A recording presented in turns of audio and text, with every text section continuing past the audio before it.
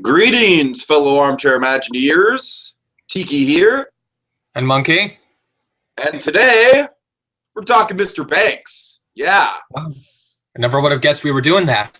Right. It's good that we're getting more talking Mr. Banks in the discussion thanks to WDW Magic and all the stuff. I'm really good for getting back in the banks. Yes. Maybe we should think about maybe resurrecting some direct ears down the line. I don't know. We haven't done one of those. What? Oh my god, I forgot about direct ears. Evan, Adventure Blue Dude, he claims that he's filming a Florida project. He claims that he will upload it. I will believe it when I see it. Well, if the Hatbox Ghost is any indication of you believing things when you see them. Oh dear. Yeah, right. Fair point. Touché.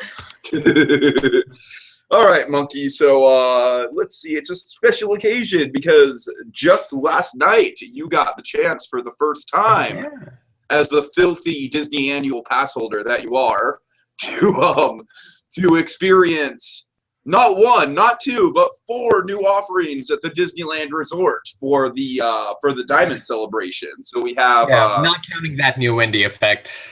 Not counting that. What new indie effect? I haven't heard anything about this. I'm guessing because the doors just don't work, so they're doing a projection mapping effect with them. Okay, I'll have to look that up. That's news to me. All right, because as far as I know, didn't they just put new things in there like 6 months ago or something like that? I don't entirely remember. Well, they had the new Mara face, right, and all that, and then that was like hubbub. That was like a couple years ago. About the voice. Oh, that was a couple years ago. Oh my god. I think so. Yeah, I think that was like a couple summers ago. I feel old now. I know, it feels recent. I know, right? Okay, so we've got Grizzly Airfield, which is the new kind of reskin of Condor Flats. Yes, and then we've got a new Matterhorn to talk about, and then we've got Paint the Night, and also Disneyland Forever, which has absolutely no Disneyland in it. Not as Disneyland in it, just not much. Yeah. Okay. So let's start with the smallest things. The Grizzly Airfield, or what's it called? The Grizzly Peak Airfield. Is that it? Is that the correct? Yeah, I believe that's it. Okay. So this is actually something I've been wanting to see for a while now. I finally did it. Yeah. Now keep in mind, I do have a soft spot in my heart for the original Condor Flats because I don't know if you remember me telling this story, but actually one of the first Disney sites I joined was a small independent Disney site by the name of CondorFlats.com. And it was actually run by a cast member who I believe he worked in the old, what was the name of the shop that used to be across the street from Soarin'?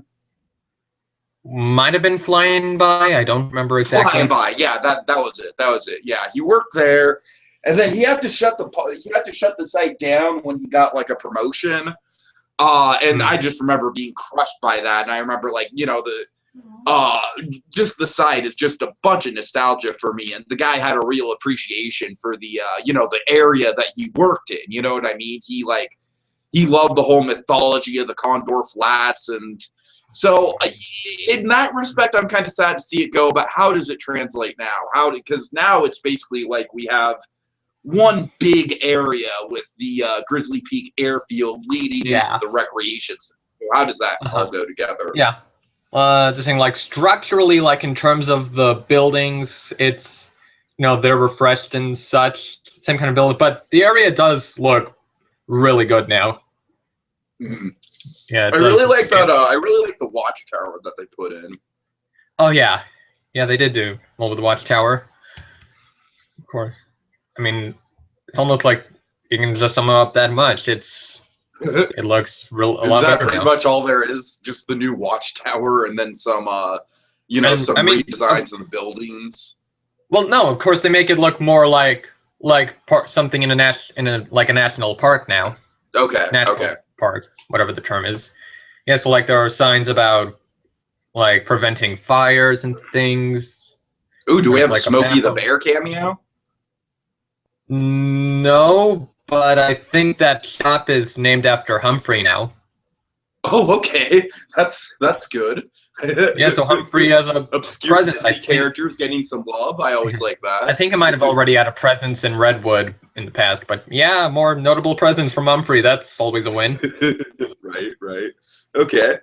Now the Soarin' Over California, we still haven't gotten the new version of that, correct? No, but they updated the ride film. They remastered it or something. Oh, okay. Did you get a chance to see that? Yes, I did. Well, I noticed there was some sort of weird. It's kind of easy to miss difference, but some weird difference in the pre-show film where. So when Patrick Warburton is all, if smaller aviators don't reach the height indicator on the seat, just put the fuck them through the loop before board. Classic. For some reason, like of course in the past, as he said, if smaller aviators don't measure up to the height, and then it would cut to the height indicator, and we see the kid is below it, and he gets the belt through the loop. For some reason now, it holds on Patrick for a while as he says the line. So, and then when it cuts to the kid, they're putting the belt through the loop. It doesn't show him not reaching the indicator. Okay. Does it still show the kid giving the thumbs up and then Patrick Warburton being like, "Good work, pal"? Nice work, pal. I love that. Yeah, I freaking love that. Oh my god, that is like my favorite thing in all of Soarin' Over California. Yeah, that's like the that's equivalent to Chewbacca getting pissed at the Flash photo.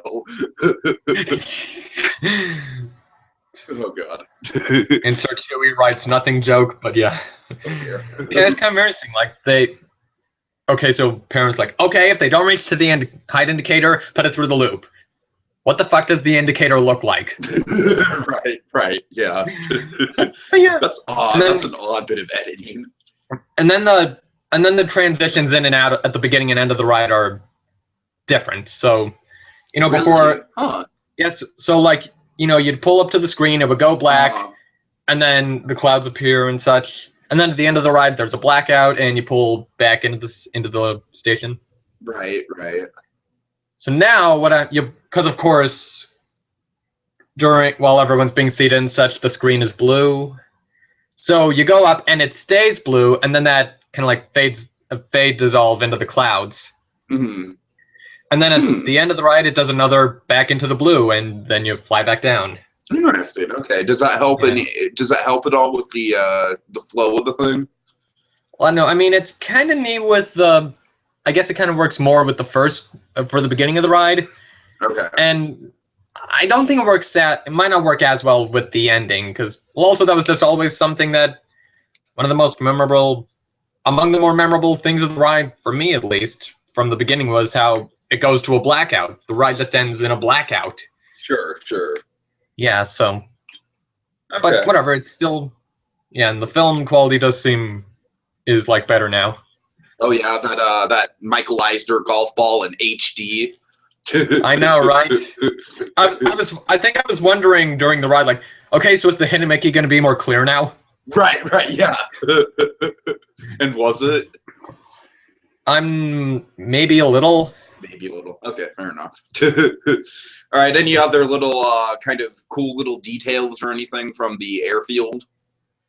I mean, my look wasn't entirely thorough, but it seems like they did a good job with it. I'm pretty sure they took planes off of that billboard. Oh, thank God.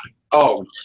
Yeah, and it's not in the pre-show video anymore, thankfully. I didn't know it ever was. That kind of pisses me off. Okay, how's the transition from the previous Condor Flats to Grizzly Peak? I assume it's pretty seamless now. What do you mean transition?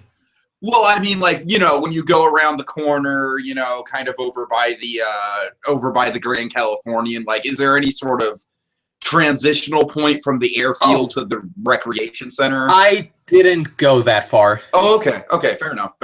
Yeah. All right, so you missed the new World of Color, but frankly, I've voiced my opinions on World of Color before, and I don't think... I'm sure we'll see it at some point. Yeah, I don't think adding Neil Patrick Harris to it is really oh my god, it's World of Color, it's a 30-minute Disney commercial, but now Neil Patrick Harris is in it, holy shit! Yeah. I mean, I'm just Yeah, like, what? Like, because when yeah, I not think exactly. Disneyland 60th anniversary, god damn it, I think Neil Patrick Harris. Yeah, I mean, nothing against Neil Patrick Harris, but yeah, the more details that I don't know, I'm not really getting the best impression of that thing. So again, we'll see how it goes in person, I guess. I just wish they'd add some practical effects in there, man. That's all I want. That's all I want is for there to be like something else besides just the mist screens and the fountains, because I think that just gets repetitive. And I mean, fire. I'm sure it's better watching it in person, but watching a video of it is just monotonous. It's like it's cool for the first 5 minutes, and then it's like, okay, what's the next best of Disney thing that we're gonna get to? Okay, so with that in mind, let's go over to the elder park, the park that is receiving the birthday, Disneyland, and let's talk about the new Matterhorn. Yeah. Yay, Matterhorn! They did nothing to the sleds. And I hear the It's sleds still are a rough. big problem, right? It's funny. I think so. I got on it twice last night. The first time in the back, second in the front, and it's like that first time. That might be one of the roughest rides I've had on it. Oh wow! Oh, I mean, wow. and That's bad. Because I remember riding it like 10 years ago, and it was really, really, really bad. And the roughness has never been that huge of a problem for me personally, but it adds to the experience, I think. Yeah. It adds to the realism. Mm-hmm. I'm not even trying to make that an excuse. I just think, in general, like, you know, just an intense bobsled run through the Matterhorn. Of course, it's going to be a little jerky. Of course. So where was I? The one thing I will give the new sleds though is that you don't have to sit like, you know, like each person gets their own. Yeah, exactly. That was always really awkward. Yeah. Yeah. What was I? I mean, I know this doesn't. No, let's just not mention the single rider thing because that's not relevant to this refurbishment. But. Oh dear. What? Hello? Hello? Yeah.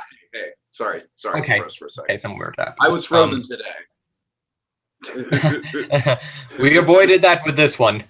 With this ride. Yeah.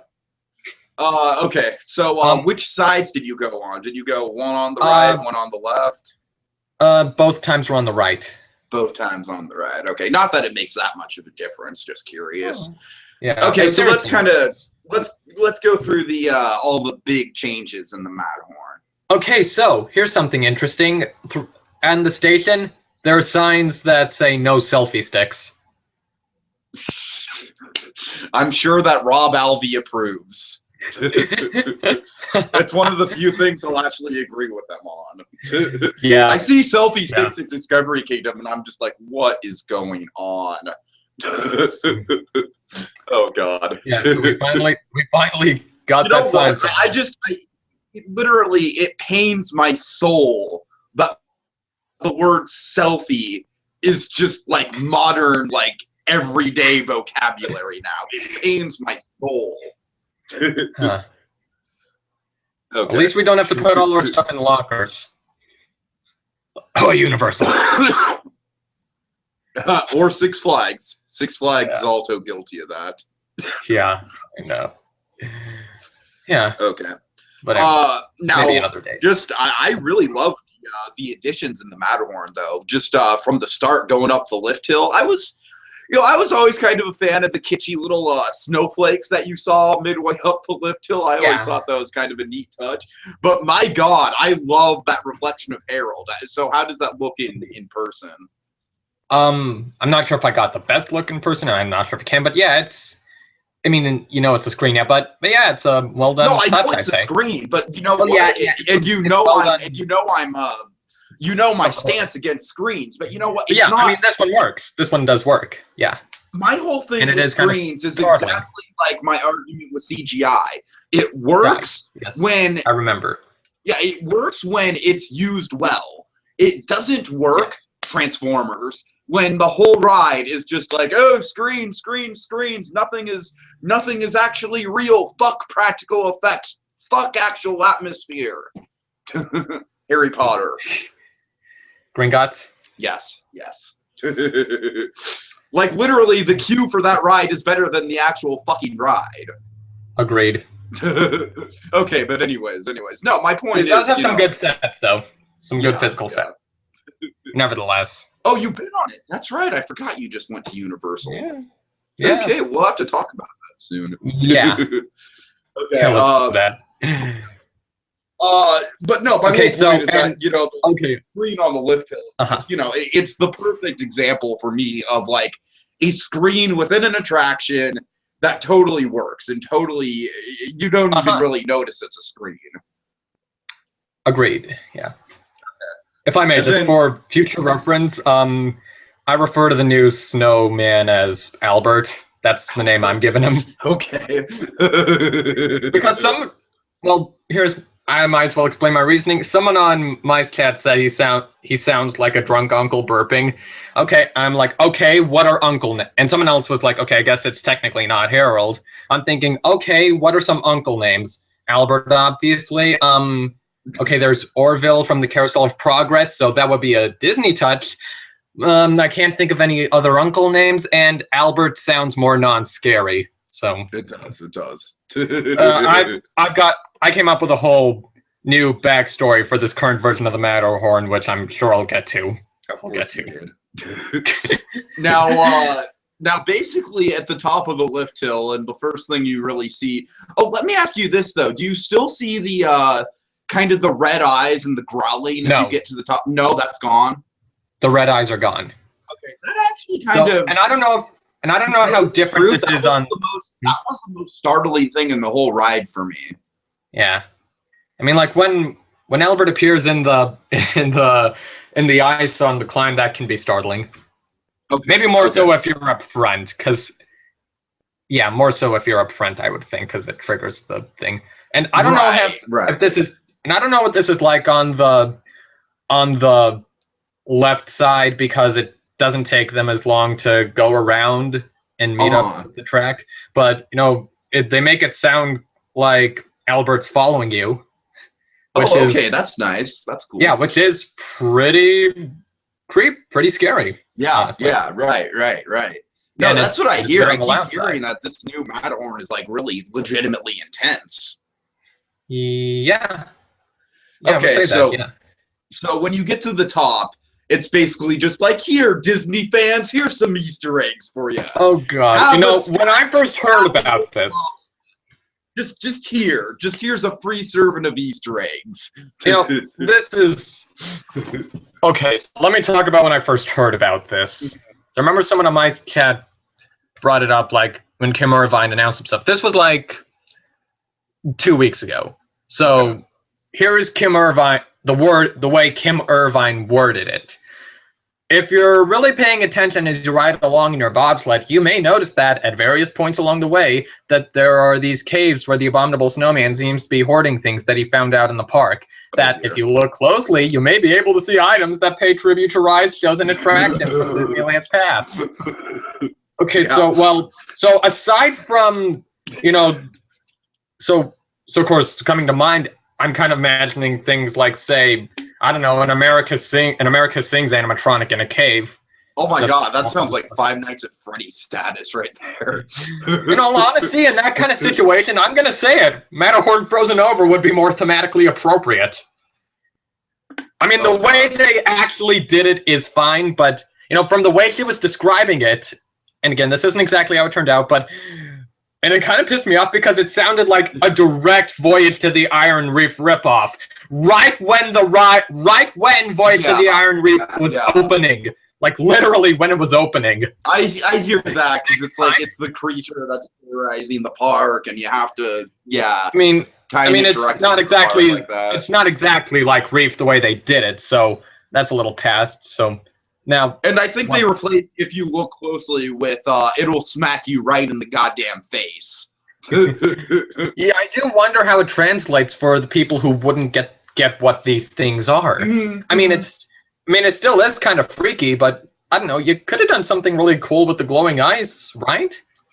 Well, yeah, I mean, my whole thing is like that hallway, it's like you're just not expecting it. You know, it got me every time I went on the ride because it's like with the Yeti, you're expecting to see the Yeti, but you're not expecting when you get up to the lift hill to suddenly be like, oh, he's right there, you know? So that was always the most startling part of the original ride to me.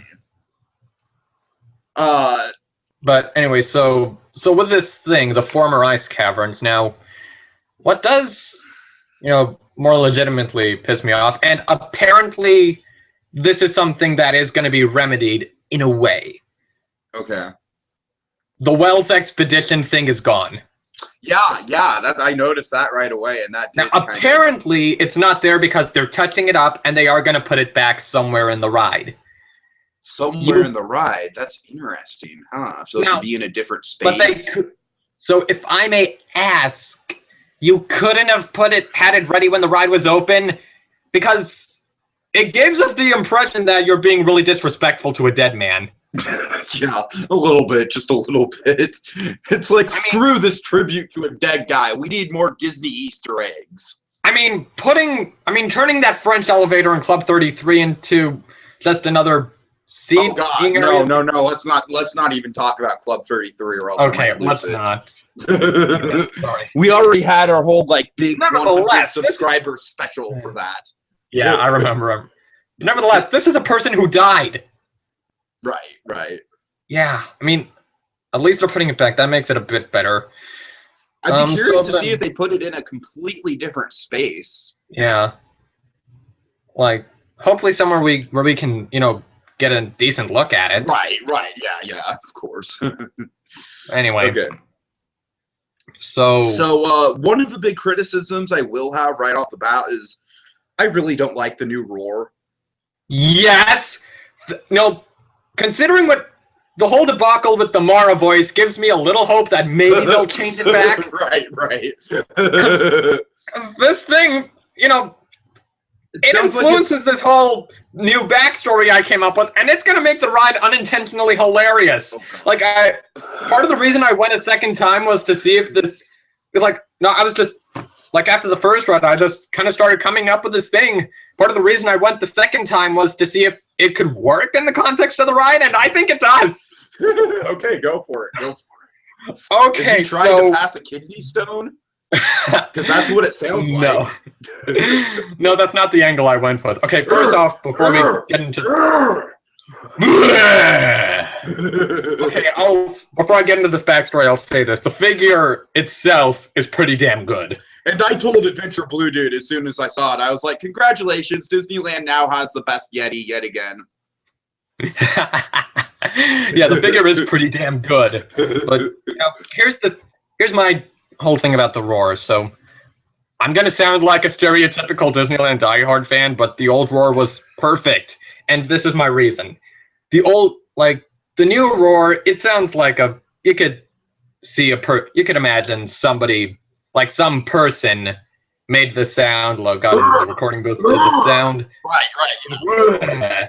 But the old roar, I know it was an actual person who did it, but god damn it doesn't sound human. It sounds like an actual monster.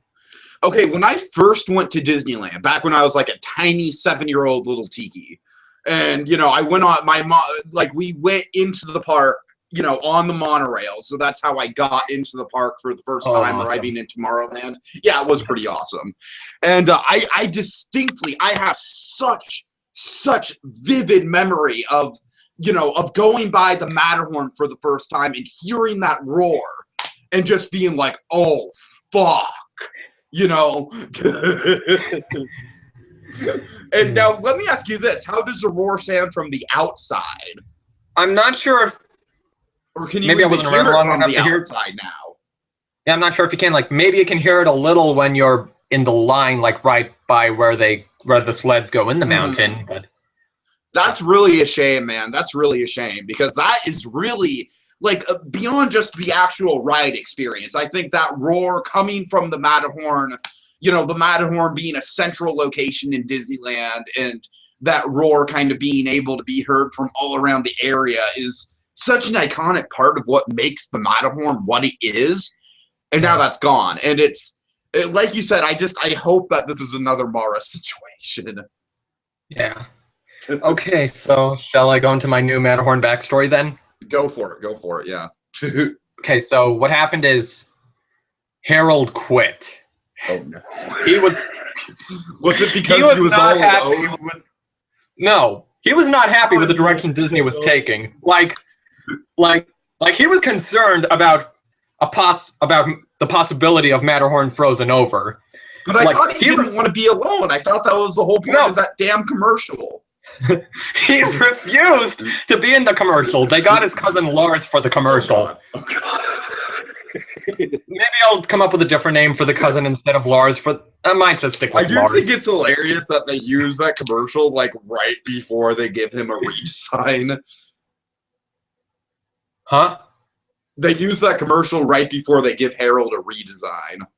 Yeah, I know. So then Harold, well, and then he was kind of getting more and more annoyed with some of this.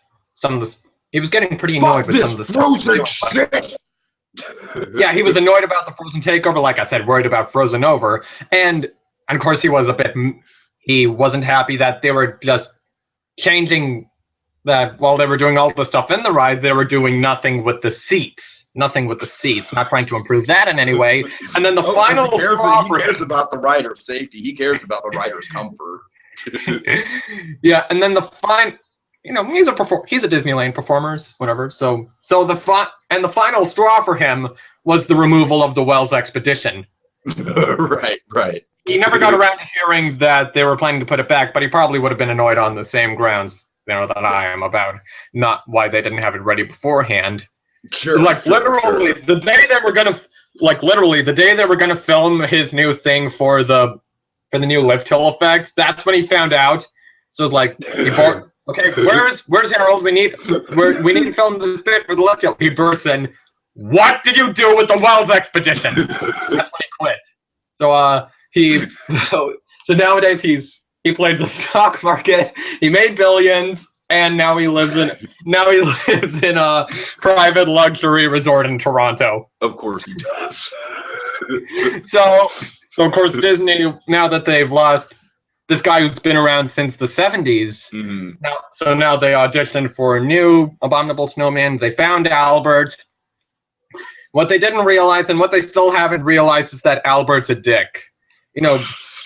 Harold is, committing to the role of a guardian of the mountain. Albert's just a dick. He's a troll who's trolls. So the way I see it is that why is Albert pursuing you throughout the Matterhorn, and why is he pursuing you? To throw up on you. Oh God. Why? Because he's a troll, because he's the dick. And going through that totally explains the roar. Yes, kind of because that and mixed with the way he moves. Right, exactly. Like he's like lunging his face at you. Yeah. Yeah, think about that next time you ride the Matterhorn. It's going to make the ride way funnier than it's ever been. Sounds like it, my friend. Oh, wow. And of course, if they ever change the roar back, it's going to make this null and void. I'm sure I'll write up some reason why. Of course. I love it. Thank you. Okay. So now let's talk about Paint the Night and then Disneyland Forever. So, yeah. So what were your impressions with Paint the Night? I'll admit I've watched video of both of these things, but I've only watched it one time, like a couple days ago, so my memory might not be as fresh as it would be. I've only seen these things once, but whatever. So yeah, but you saw them in person, so that's probably going to be a little bit more memorable than just seeing a YouTube video. Indeed. Okay, so Paint the Night, my impression is it's all right. That's it. Yeah, I mean, it kind of has its upsides and downsides. Like, it's kind of interesting. Like, they try to do the thing electrical parade. They even call it Paint the Night Electrical Parade. Right. Yeah, and that's what the whole marketing was on. It was like, they Paint the Night and do an electrical parade.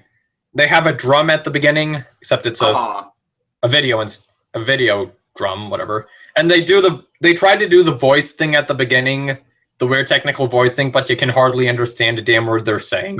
Right.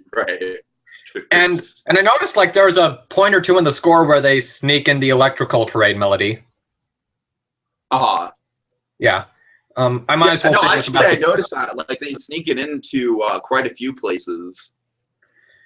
Yeah, so I might as well just on the topic of the score, I may as well say this now. It's like it's interesting. They used that. I'm pretty sure it's that song from the end credits of Wreck-It Ralph. That's kind of the theme of it. Is it? Okay, I thought it was an original song. No, it's like, when can we do this again? Yeah, when can we do this again? Yeah, right. Yeah, I mean, I haven't heard that song in a long time, but I'm pretty sure it's it. Okay. And you know, I'll go on record and say I do like the use of the song, and I know some people are probably not going to. Yeah. What are your opinions? It does its job okay, I guess.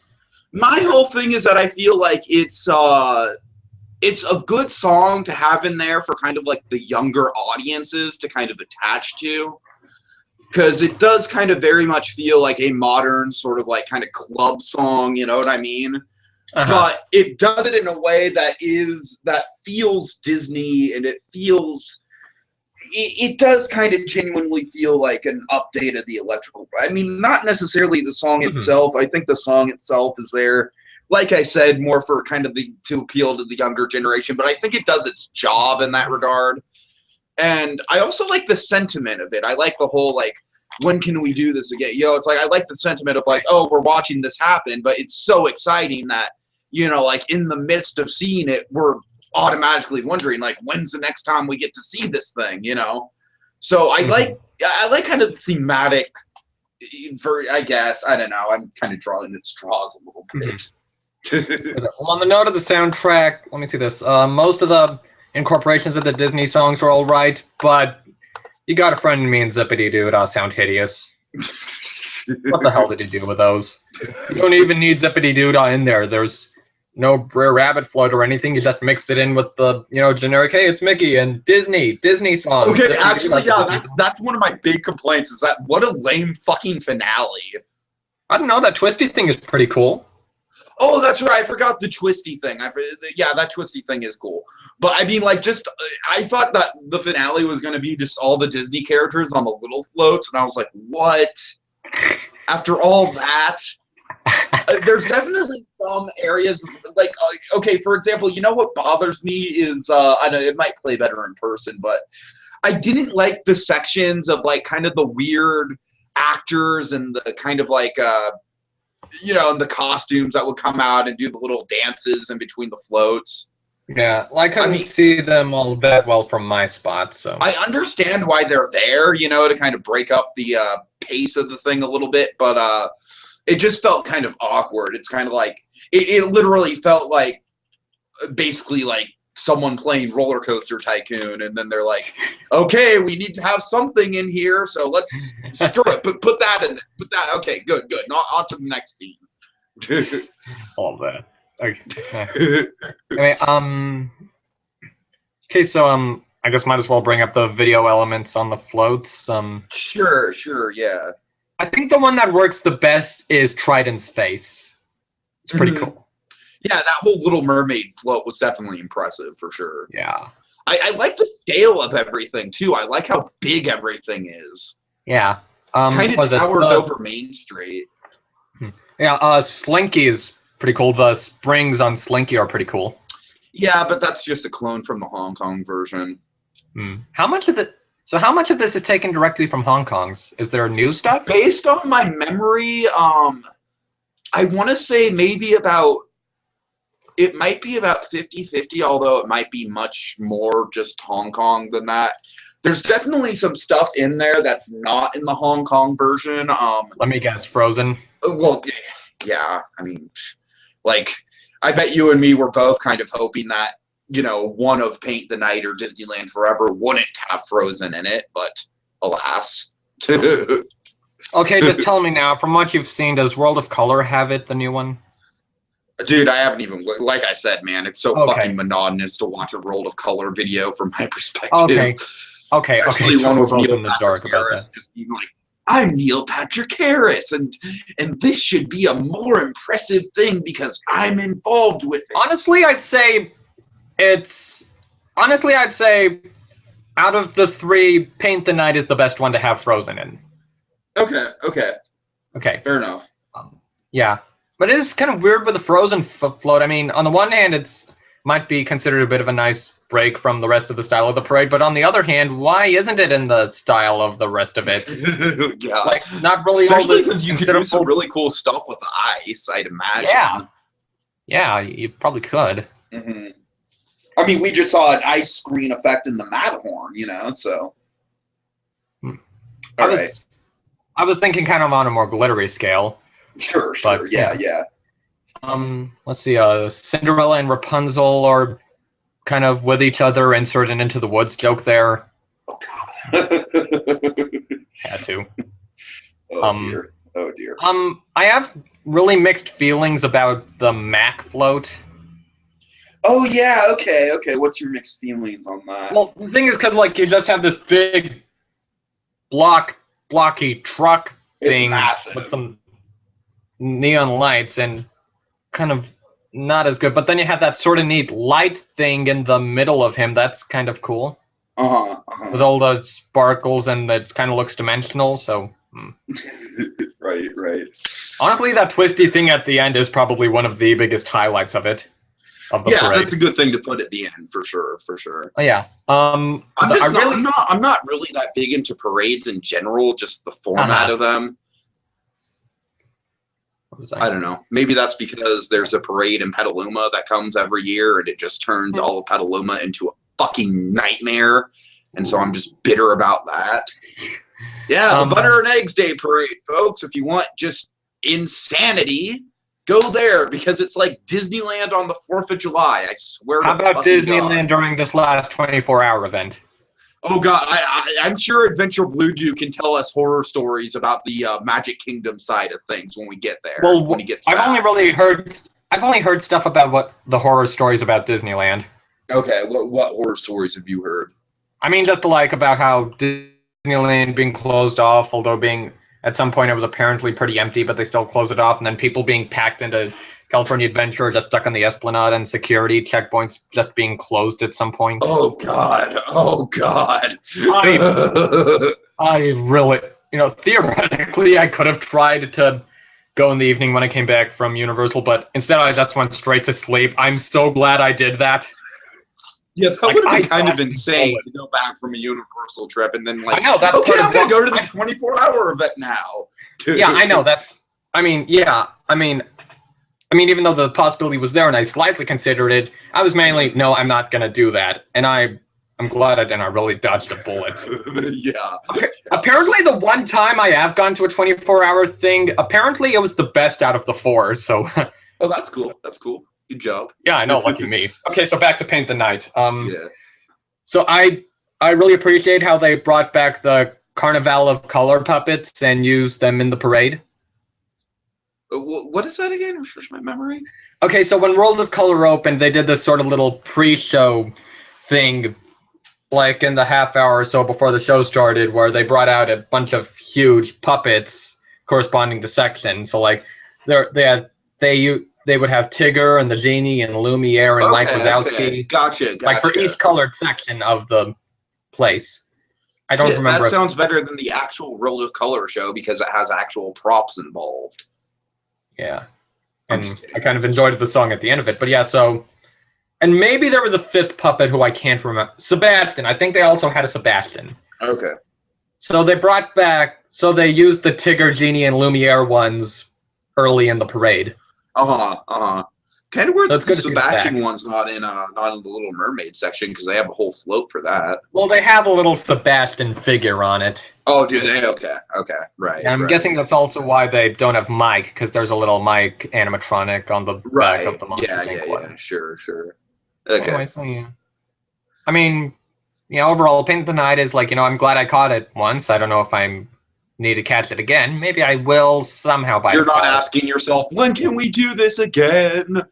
Yeah, I guess not. That's not something you're asking yourself. Yeah. You're I mean, I'm asking definitely yourself, glad I like, caught it once. when can I go to the park and take advantage of the short lines when Paint the Night is happening and all the crowds are there? Anyway. Not like Disneyland ever has short lines ever anymore. I'm not a fool. I know that. Okay, so. Okay, so Disneyland Forever, aka like not Disneyland at all. Barely Disneyland. This is kind of disappointing. Okay, you know what? This is frustrating because looking at the video, oh my god, I love the effects. I love the projections. Yes. I love the use of the spotlights. I may as well say this. This one I actually do want to catch another time or two. And also see how it is from different spots, because I caught it like right by the flagpole on Main Street. Oh, okay, okay. So maybe not. So you can kind of see the projection effects, maybe not to the best quality. You definitely be hard to see the stuff on the castle. I don't think there was really stuff on the castle. Yeah, there's stuff on the castle. Yeah, there is. Maybe projections. Yeah, yeah, oh yeah, big time. If you watch the videos, you watch the video. Yeah, there are. Yeah, I don't think I saw those. Okay. Weird. And I hear there's stuff on the Matterhorn which I couldn't see at all. So that I don't remember.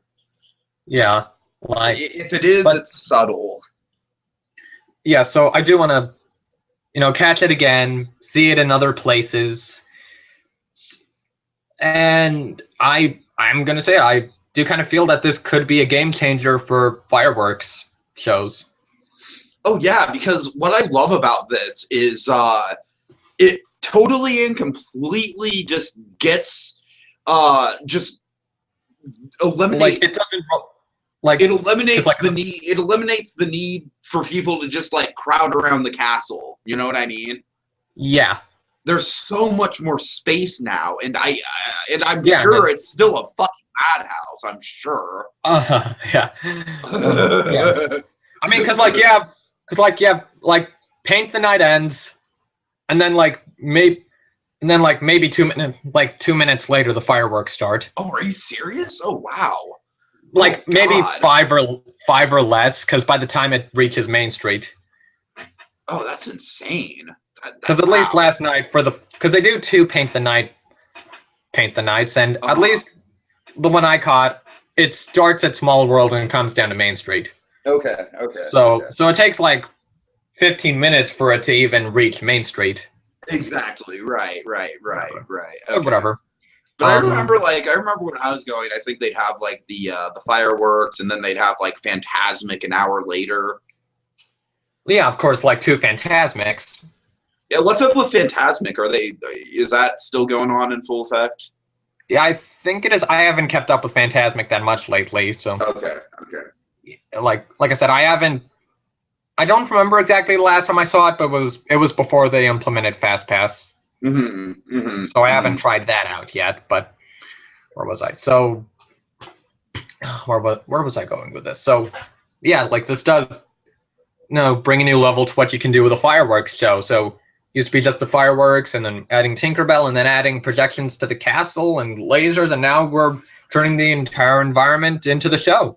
Right, which I think is it's really impressive on Disney's part. I wish that the actual show. Okay, in terms of the actual show itself, I think that Remember Dreams Come True is much better. In terms of the effects, obviously this is a much higher scale. So basically, if they would have had like the same scenes as Remember Dreams Come True, where it's all basically Disneyland centric, or hell, if they just cut out the Disneyland framing device. Exactly. Then you could say, we got this new fireworks show. Hell, we'll just call it Forever, or Disney Forever or something, and because it's like it's weird. They begin and end the show talking about Disneyland was wonderful. See these they begin the show by projecting orange groves onto Main Street. Right, which I love, by the way. Yeah, okay. Now this could. I mean, I do wonder what this projection mapping stuff, what they would have projected onto Main Street if they took the ride route. Like that could have been pretty cool. Like, Oh yeah. you know, maybe have Oh some, yeah. like have some Splash Mountain animatronics up there. Maybe have a Star Speeder fly by. Sure. Yeah, you probably could have done some cool stuff with that. Bunch And of ghostly effects for the haunted Yes. mansion. Yeah. yes. And where was I? I But honestly don't know why they didn't do that besides Yeah. just like greed, I mean- corporate, like, oh, we need to have this be a giant commercial like World of Color is. And that really mean- bothers me. It really fucking bothers me. I mean, my main problem with them taking that route with being the movies, I mean, if you want to do movies, that's totally fine, and I feel you did a nice job with it. But if you're gonna do that, make it clear it's about the movies. Don't try to say it's about Disneyland when it's more about these Disney movies. Or, I mean, you know, you could maybe even go a weird route and do like how Disneyland affected the movies and vice versa. You know what I mean? Kind of put a corporate synergy thing on it. I mean, leave Eddie Murphy out of it, and yeah. Well, yeah, of course, yeah. Fucking Haley Joel Osment country bear. I will destroy a country Oh bear. god! Oh god! Project Christopher Walken onto the Matterhorn. A giant Christopher Walken head saying some line from the film, like maybe that day is tonight. Maybe this is not over, bears. Or Yeah, just a giant Christopher Walken head. I see it now. Project the Country Bears onto during their final big reunion concert onto Main Street, and you have the crowd cheering in on the Matterhorn. You have a giant Christopher Walken. No, I got it. Okay, yeah, project it onto the Matterhorn, but also project Christopher Walken's face onto the Small World face. Oh god. Oh, He's like, yes, my head it's ticking back and forth as you're prepared to take the happiest cruise that ever sailed. It's a small world after all, right? And have good luck getting this tune out of your head. Have you seen Tomorrowland, by the way? Yes, I have. What did you think of how they now? Small World. Yeah, like, you know, the exterior was that really shot at Disneyland where they had Yes. kind of the World's Fair? Oh my god, that is so fucking impressive. Yeah, I don't remember when they did this. Oh, I don't remember when they did this, but I remember like there was a time where, like, seeing stuff on my Monkey, or whatever, that is what they should have done with Fantasyland and Mr. Banks. and Saving Mr. Banks. That is what they should have done with Fantasyland. Yeah, cause like I remember there were these updates about how there were all these blue screens, and I think it was on the tail end of a holiday refurbishment, but there were like all these blue screens up around Small World, and because they were filming for Tomorrowland. And they did it pretty seamlessly. Yeah, I mean, I definitely recognize the Disneyland ride, and Oh yeah, I mean, certainly recognize elements of it for sure, sure. But yeah, they did make it really seamless, making it seem like it's not in Disneyland in today's Disneyland park. It does feel like it's part of its own environment.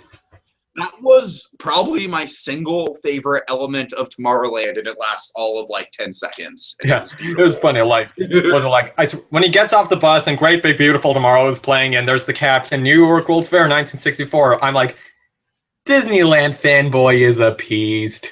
Exactly. And then maybe just because I'm fresh off Universal, but yeah, I think they kind of turned like, so for the few of those with the pin, they turned Small World into Escape from Gringotts.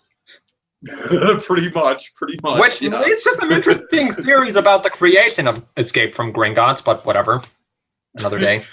I'd love to have tomorrow. I'd love them to like have like a random drop in Small World, like just for random boats. You know, just randomly selected. Yeah, and I did check out. I didn't see the thing in the Tomorrowland theater, but I did see the little prop exhibit they have for Tomorrowland. Mm-hmm. That was neat. We'll have to, as soon as possible, we'll have to get a panel discussion going on Tomorrowland with Blue Dragon 5. He's anxious to do that. Mm-hmm. So, anyway, okay, yeah. So Disneyland forever. Yes. I mean, yeah, it's funny, like, it is a pretty neat show, and I do want to catch it again. Like, I think the only other time I really wanted to catch a fireworks show again was Halloween Screams. I didn't know that was that good. I don't know, I liked it. Okay, Maybe it's just me. I've never seen it. Halloween Screams? I I've never seen a Yeah. video of it. I remember like they had it public for like maybe 2 years, and then I think it just became only for the Halloween parties.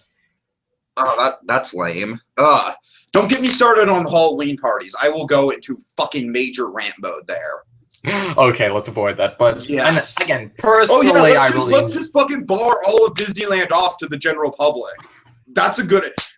You filthy AP holder. You filthy AP holder. That's I stopped going to the Halloween parties years ago, a long time ago. But still, I considered going back, but that kind of shit is why people don't like APers. Just like, well, let's just APers, right? The Halloween parties. Oh, I don't know. I think it's open to anyone who of course can get in. Pay and get in. Pay. Yeah. So it's a very exclusive event, and that pisses me off. Ugh. My graduation trip, I mean, I should have expected this probably, but my graduation trip, I go, and fucking grad night's happening every day that we're there. And the park closes at 6 p.m. every fucking day. Yeah, in the middle of the fucking summer. So it's like I've written this down. I've just written down grad night dates so I know when to avoid them. Apparently, last night apparently wasn't. So yeah, and that was the last time I went to Disneyland. That was the last time I went to Disneyland. Yeah, it sucks. It really sucks. Fortunately, there's plans in place. We're probably going to get to go next year. Hopefully, I'm crossing my fingers. Cool. Cross my fingers. Yeah. Okay. So, anyways, let's wrap up with some final thoughts. Okay, back to Paint the Night. So, no, not Paint the Night. Projection mapping effects. You said Paint the Night. It's Disneyland Forever. Right, Disneyland Forever. Yeah. Right. I mean, there's this bit near the end, and it kind of does sort of sum up like what can be an issue with me for projection mapping. Like, there's a bit during the finale where it looks like the Main Street buildings are bouncing around. Okay. First off, that's kind of weird. But also, the reason that it doesn't work as well as some other bits might is because we can clearly see the actual physical buildings there, so we know they're. So that kind of breaks the illusion a bit. Right. Like say, yeah, exactly. Like, oh look, the windows are bouncing around. No, they're not. They're not actually. Shut up! It's magic. Well, it's kind of like sort of Cowboys, like, we're so. No, we're not. I see the walls.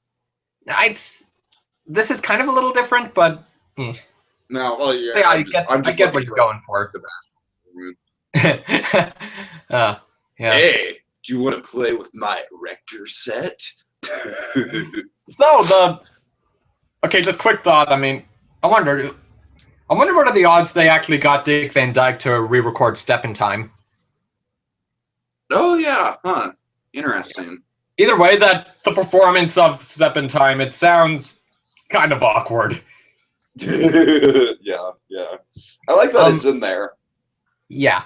What are your thoughts on the seaweed? The seaweed. When does the seaweed happen?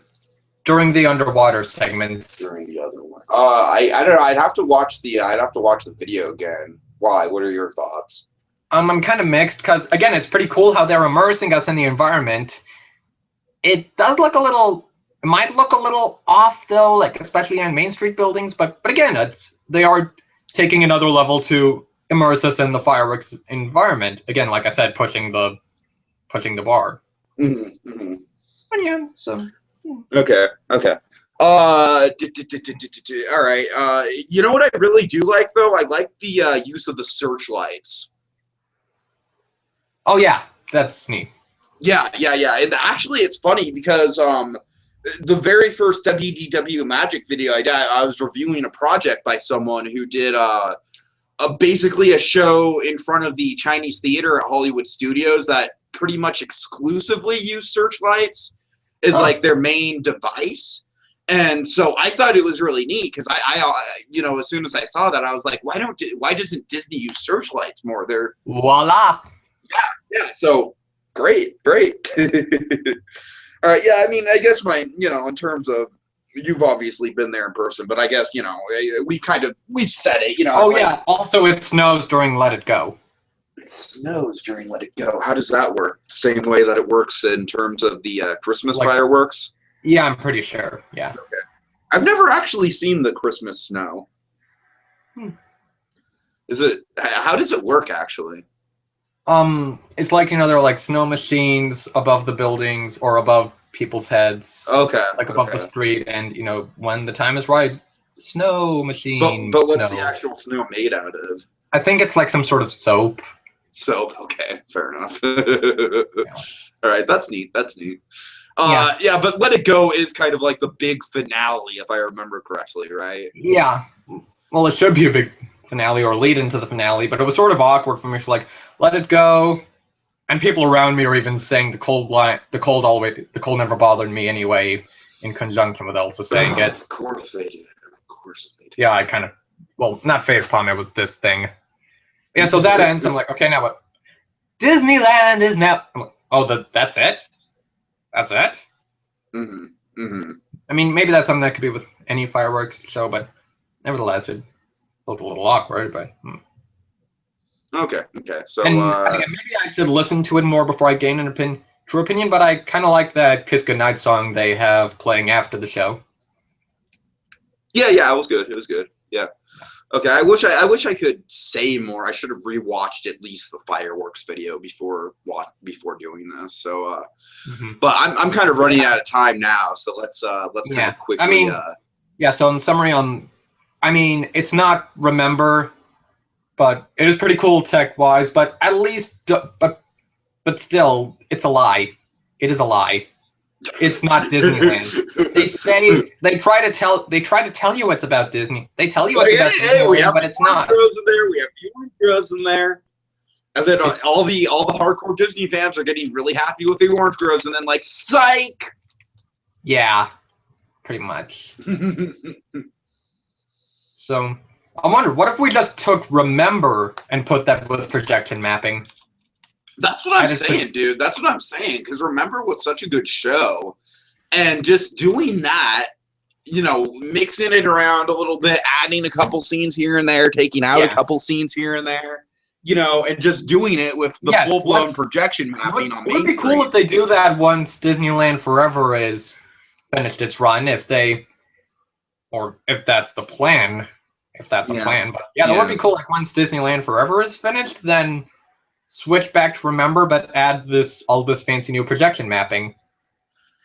The cynical part of me wants to say that they did all this, all the Disney film centric stuff just so they could have Frozen in there. I wouldn't doubt that. That's the cynical part of me speaking. But yeah, so. Okay, so is there any other? I guess one of the big things coming up for the 60th that we haven't seen yet is the new Peter Pan. Yeah. Speaking of which, that's the only new Emporium window that's there now. Oh yeah, I saw that. That looks amazing. Yeah, all the others are. Yeah, I mean, I wish it took a little shorter to transition, but yeah, that is pretty cool. Yeah, it's good to have new Emporium windows again. So we'll see what the I remember when I was there, it was the Lilo and Stitch one because Lilo and Stitch had just opened, so it was Stitch, in front of the toy bridge, I think, or something like that. Oh god, when it was all Lilo and Stitch. Yeah. Oh my god. It's like, I think the 50th is when they made it just a bunch of stuff from Disney films. And then I think so, yeah. But for a while, I remember there was the window at the end that had stuff from Lilo and Stitch and Fantasia 2000 and Treasure Planet. And then when Ratatouille came out, it just became a Ratatouille window. And then we've had just that whole collage thing until now. Right. So yeah, it is. But is there besides Peter Pan, is there any other kind of major stuff that we're looking forward to? Not that I can. You mean with the ride Peter Pan, right? Yeah. I guess we'll see if they're doing anything with Interventions, but yeah, we'll see about that. aside from that, I can't really think of much else. Okay. Well, I'm kind of disappointed that all the Fantasyland dark rides aren't getting the Alice in Wonderland treatment, but I mean, maybe in time we'll get to them. Yeah, I'm disappointed that it's not going to be for the 60th though. Yeah, Because I think that would have been a really proper way to celebrate the 60th with all 4 of those rides being updated. Oh, well. If I may, with the Peter Pan delay, I mean, on the one hand, we have to wait longer, but at least that should help them, give time to get it right. Yeah. I can't imagine the fucking What if the lines, Wealth Expedition pops up in there? Oh, God. But anyway, so we'll see what they do. I can't imagine the lines for Peter Pan once it reopens. Oh, my God. It's going to be insane. It's going to be absolutely fucking insane. Well, time to go at opening, I guess.